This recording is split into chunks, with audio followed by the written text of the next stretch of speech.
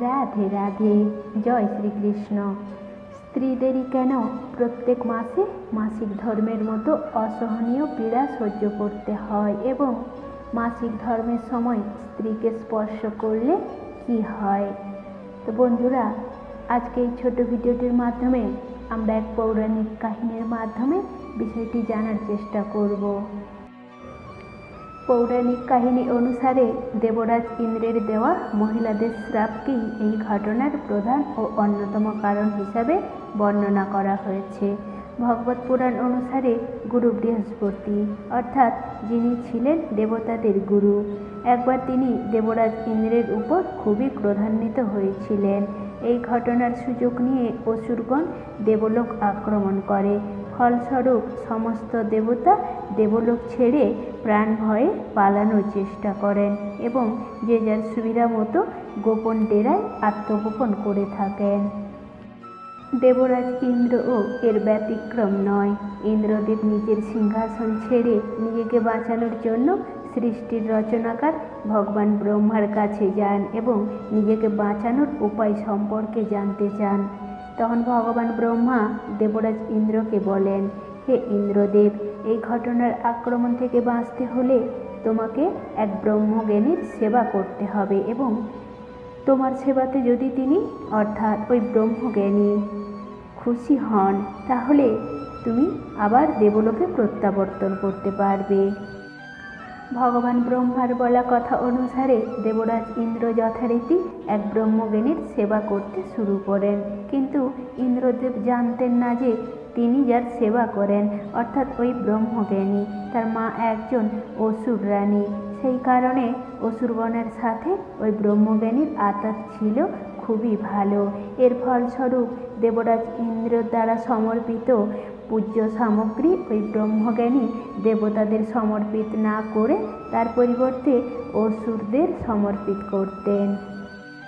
ফলস্বরূপ দেবরাজ ইন্দ্রের সেবা ভঙ্গ হয়। দেবরাজ ইন্দ্র এর কারণ অনুসন্ধান করেন এবং ফলস্বরূপ তিনি জানতে পারেন ব্রহ্মজ্ঞানীর আসল রূপ সম্পর্কে। তখন অতীব ক্রোধান্বিত হয়ে দেবেন্দ্র, অর্থাৎ দেবরাজ ইন্দ্র, ওই ব্রহ্মজ্ঞানীকে হত্যা করেন।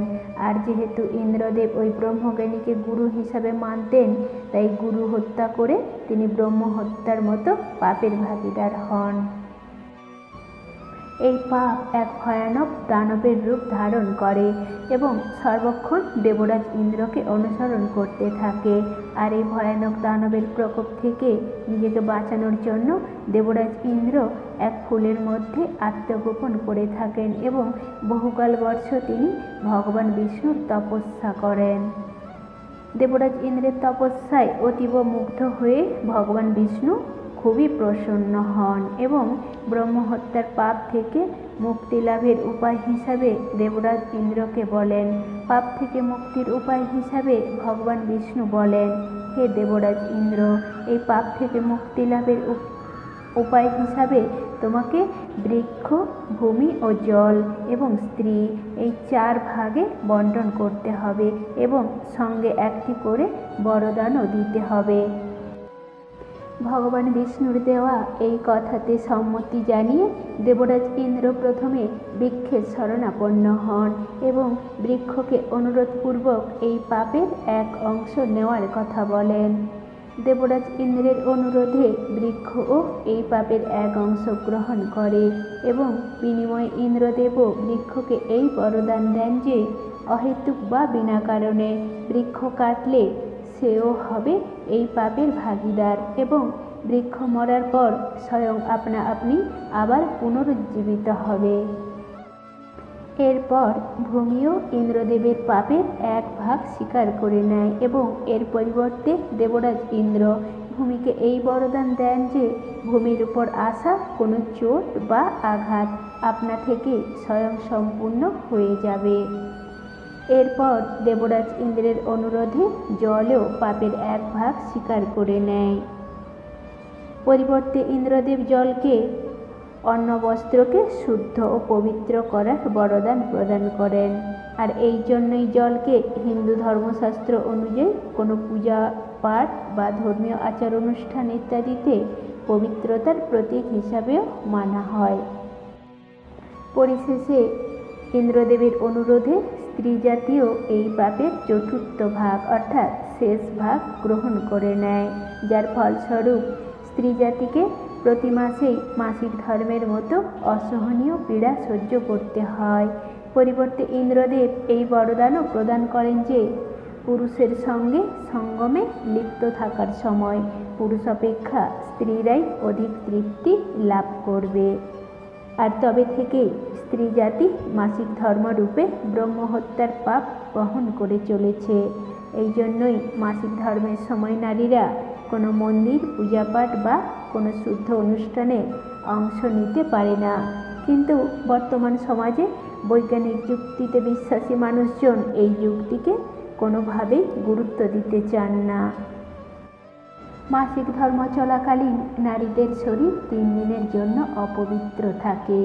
এই সময় চুল ধোয়া উচিত নয়, কোনো মন্দিরে যাওয়া উচিত নয় বা কোনো পূজাপাঠ করা উচিত নয়, এমনকি দেবীর তুলসীতে জল প্রদান করা বা কোনো বৃক্ষাদি স্পর্শ করাও উচিত নয়। রজস্বলা চলাকালীন কোনো পুরুষ যদি কোনো নারীর সঙ্গে শারীরিক সম্পর্ক স্থাপন করে তাহলে সে ব্রহ্মহত্যার মতো মহাপাপে ভাগীদার হয়। এমনকি রজস্বলা স্ত্রী বস্ত্র স্পর্শ করা উচিত নয়, কারণ মাসিক চলাকালীন 3 দিনের জন্য নারীর শরীরে ব্রহ্মহত্যার পাপ অবস্থান করে। তাই 3 দিনের পর চতুর্থ দিনে স্নান করে শুদ্ধ বস্ত্র পরিধান করে প্রথমে স্বামীর মুখ দর্শন করা উচিত। আর সেই সময় যদি তার স্বামী বাড়িতে উপস্থিত নাও থাকে তাহলে সূর্যদেবকে দর্শন করা উচিত। তারপরে অন্যান্য সংসারের সমস্ত স্বাভাবিক কাজকর্মে মনোযোগ নিবেশ করা উচিত।